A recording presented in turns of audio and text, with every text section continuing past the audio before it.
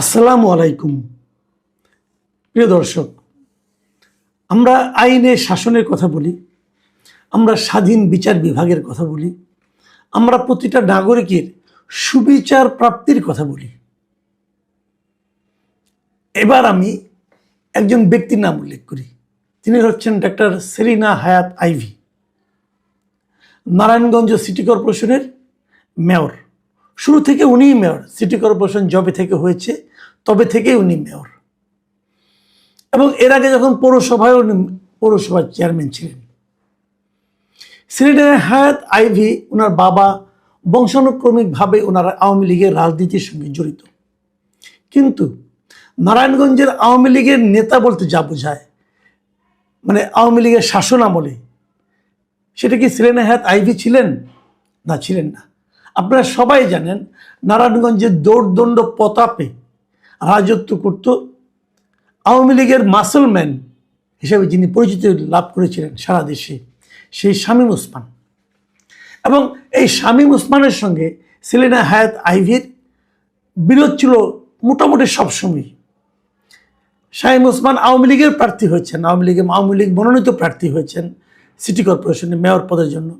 তার সঙ্গে সেলিনা হায়াত আইভী নির্বাচন করে জনগণের ভোটে জিতেছেন। সেলিনা হায়াত আইভীকে কিন্তু আওয়ামী লীগ মনোনয়ন দেয়নি। নির্বাচিত হওয়ার পর তিনি আওয়ামী লীগ ত্যাগও করেননি। কিন্তু যতদিন ওখানে শামীম ওসমান ছিলেন ততদিন পর্যন্ত নারায়ণগঞ্জে আওয়ামী লীগ বলতে শামীম ওসমানকে বোঝানো হতো। আওয়ামী লীগের যত অনৈতিক সুযোগ সুবিধা সেগুলি শামীম ওসমানই গ্রহণ করতেন, ভোগ করতেন, নিজের চামচাদের মধ্যে বিতরণ করতেন। এবং সরকারের আওয়ামী লীগের সেই দাপট সেলিনা হায়াত আইভীর বিরুদ্ধে উনি প্রয়োগ করতেন। সে বিচারে আমি মনে করি সেলিনা হায়াত আইভী ছিলেন আওয়ামী লীগ কর্তৃক নির্যাতিত একটা জনপ্রতিনিধি। শুরু থেকেই উনি কখনোই আওয়ামী লীগের কাছ থেকে সুযোগ সুবিধা বাড়তি কিছু পাননি, এবং সেই ক্ষমতা ব্যবহার করে উনি কোনো অনৈতিক সুবিধা পেয়েছেন এটাও কেউ বলতে পারবে না। সেই সেলিনা হায়াত আইভীকে অন্তর্বর্তীকালীন সরকার গত বছরের মে মাসে, মানে ঠিক আজকে থেকে 1 বছর আগে, ওনাকে গ্রেফতার করেছে। তার বিরুদ্ধে মামলা, উনি কোনো হত্যা মামলা আসামি। হত্যা মামলা কি?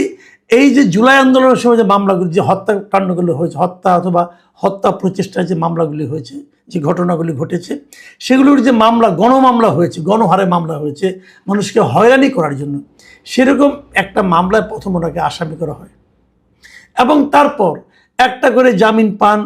আবার অন্য একটা মামলায় শোন অ্যারেস্ট দেখানো হয়, আবার জামিন পান, আরেকটা মামলায় আসামি দেখানো হয়।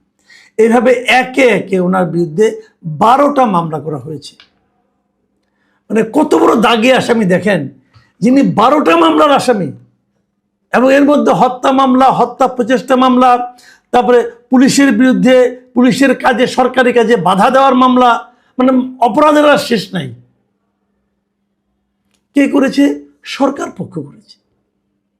আবার বিপরীত দিকে যখন একটা জামিন পান, অন্য মামলা, এমন মামলায় ওনাকে আসামি দেখানো হয়েছে যেখানে আসামি যে ওনার নাম নাই, ওনার নামই নাই এখানে। তাহলে কি ওই যে থাকে না শেষ দিকে যে অমুকে আসামি, তমুকে আসামি, তমুকে আসামি, আরো অন্যান্য আরো অনেকে আছে না? এখন একজন মেয়র উনি আসামি হয়েছেন আরো অনেকের কোটায়। মানে উনি এত বড় আসামি যে ওনাকে কেউ বাদী চিনেও নাই, উনি আরো অনেকে, সেরকম আসামি উনি হয়েছেন, জেলে পড়ে আছেন। আজকে এটা একটা খবর আছে, এই জন্য আমি আজকে অনুষ্ঠানটা আলোচনাটা করছি। এই কারণে আজকে সর্বশেষ একটা খবর পাওয়া গেছে, খবরটা আমি একটু পরে বলতেছি আপনাদেরকে। এটা হলো এক ধরনের শোন অ্যারেস্ট, মানে একটা মামলার জামিন হলো, সঙ্গে সঙ্গে আরেকটা মামলা দেখানো হলো। আবার বিপরীত দিকে যে কাজটা হয়েছে, যখনই একটা মামলা জামিন হয়েছে তখনই সরকার পক্ষ প্রবল বিক্রমে ওনার ব্যাপারে আপিল করেছে, না, জামিন দেওয়া যাবে না। সরকারের নিযুক্ত যারা উকিল আছেন, পিপি বলেন অথবা অ্যাটর্নি জেনারেল বলেন অথবা অ্যাটর্নি জেনারেল অফিস বলেন, সরকার পক্ষ আর কি। আচ্ছা, সরকার পক্ষ জিনিসটা কি বলেন তো? সরকার মানে জনগণের পক্ষ। সরকার তো জনগণ।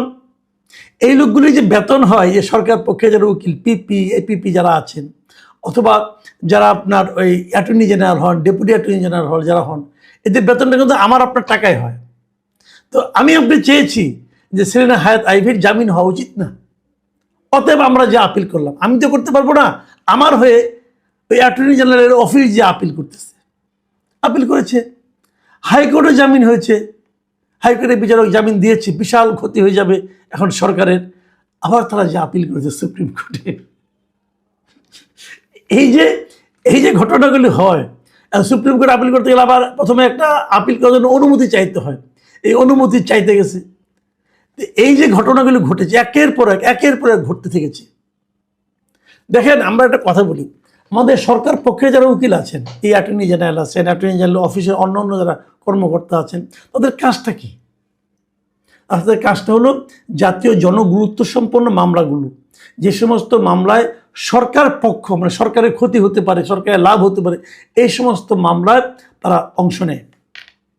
এবং যে মামলাগুলোকে ছেড়ে দিলে পরে সরকারের ক্ষতি হতে পারে, সেই মামলা তারা যে আপিল করে, জামিন দেওয়া যাবে না, অমুক, এই তো করবে। তা সেলিনা হায়াৎ আইভীকে কোন বিচারে আটকে রাখলে রাষ্ট্রের লাভ হবে ভাই? উনি জামিন পাওয়াটা প্রত্যেকটা নাগরিকের অধিকার, জামিন পাওয়া প্রত্যেকটা নাগরিকের একটা অধিকার। আপনি আমার বিরুদ্ধে একটা মামলা করলেন, বললেন যে মাসুদ কামাল উমরের হত্যা ঘটনার সঙ্গে জড়িত ছিল। তো আমি বললাম ভাই আমি জড়িত ছিলাম না। আপনি বললেন না তুমি ছিলা, দেখো মামলা করে দিলেন মামলা করে। পুলিশ প্রথমে এসে আমাকে নিয়ে থানায় ঢুকাই দেবে, তারপরে রিমান্ড চাবে, কিছু চর্থাপড়াতে মারবে অথবা মারবে না, যদি দেখে যে না আমাদের বৃদ্ধ লোক, হয়তো দয়াও করতে পারে, কিন্তু রিমান্ডে নেবে, 2-3 দিন জিজ্ঞাসাবাদ করবে, তারপর ঢুকাই দিবে। আমি তো জানি না কে মারা গেছে, কীভাবে মরছে, কিন্তু ঢুকাই দিল। তারপরে মামলা চললো, হত্যা মামলা, জামিন তো খুব কঠিন। 1-1.5 বছর পর আমি থাকলাম এখানে। এই মামলার তদন্তও হচ্ছে না, তদন্তও শেষ হচ্ছে না। তদন্ত শেষ হলে তারপর শুনানি শুরু হবে। হয়তো শুনানি একসময় শুরু হলো, শুরু হওয়ার পর দেখা গেল না আমি আসলে জড়িত না, কিন্তু মাঝখানে কিন্তু আমার 5-6 বছর জেল খাটা হয়ে গেল। এটার নাম বিচার? বলেন, এটার নাম বিচার? দেখা গেল আমি নির্দোষ, এই নির্দোষ লোকটা 5 বছর কিন্তু জেল খেটে ফেলেছে। সেলিনা হায়াৎ আইভী, ওনার বিরুদ্ধে মামলা হয়েছে, ঠিক আছে, হোক, মামলা হতেই পারে, যদি মনে করেন মামলা হবে, বিচার হোক, তদন্ত হোক, তো ওনাকে জেলে রাখতে হবে কেন ভাই? উনি ছিলেন মেয়র, একজন মেয়র কি এত খারাপ লোক? আবার ওনাকে সরাই দিয়ে ওখানে বিএনপি তার দলীয় একজন লোককে প্রশাসক বানাই দিছে। একজন নির্বাচিত লোককে সরিয়ে বিএনপি তার দলীয় একজন লোককে প্রশাসক বানিয়েছে। এই দলীয় যে লোকটা, এই ভদ্রলোক কিন্তু এই সেলিনা হায়াৎ আইভীর বিরুদ্ধে ইলেকশন করেছিলেন, একবার মেয়র পদে, শোচনীয়ভাবে হেরেছেন।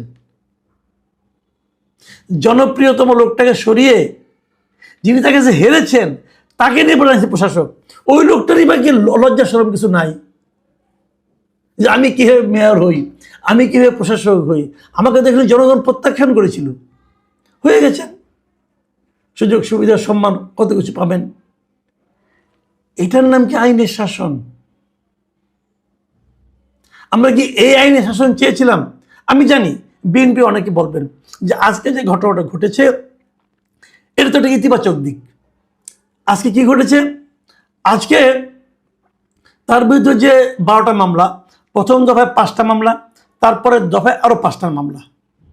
তো প্রথম যে 5টা মামলা ছিল সেই মামলাগুলোর হাইকোর্ট থেকে যে জামিন দেওয়া হয়েছিল সেই জামিনের রায়টা আপিল বিভাগ বহাল রেখেছে। আর দ্বিতীয় দফায় যে 5টা মামলা ছিল সেই মামলাগুলোর হাইকোর্ট থেকে জামিন দিয়েছিল, কিন্তু হাইকোর্টের সেই জামিনের আদেশ প্রত্যাহার করে সুপ্রিম কোর্টকে আপিল করা হয়েছিল। এবং সুপ্রিম কোর্ট বলেছে যে এই সংক্রান্ত রুলগুলি যেটা আছে হাইকোর্টে নিষ্পত্তি করতে বলছে আপিল বিভাগ। তাহলে আলটিমেটলি কিন্তু ওই 5 মামলাতেও ওনার জামিনটা বহাল থাকলো। তো এই 10 মামলায় ওনার জামিন বহাল থাকছে।